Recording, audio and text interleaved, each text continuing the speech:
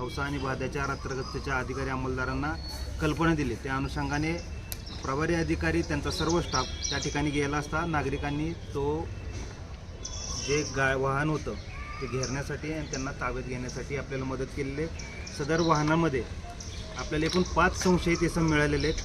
त्यांची नावे आणि अनुक्रमे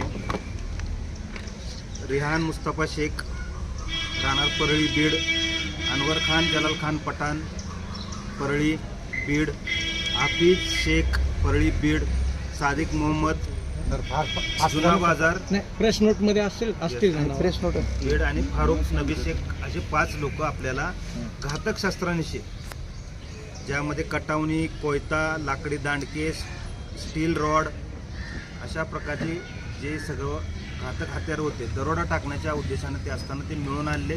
ते 5 लोक आपण ताब्यात घेतलेले आहेत आणि त्यातले काही 3 लोक जे होते, अजून 3 लोक होते, एकूण 8 आरोपी होते.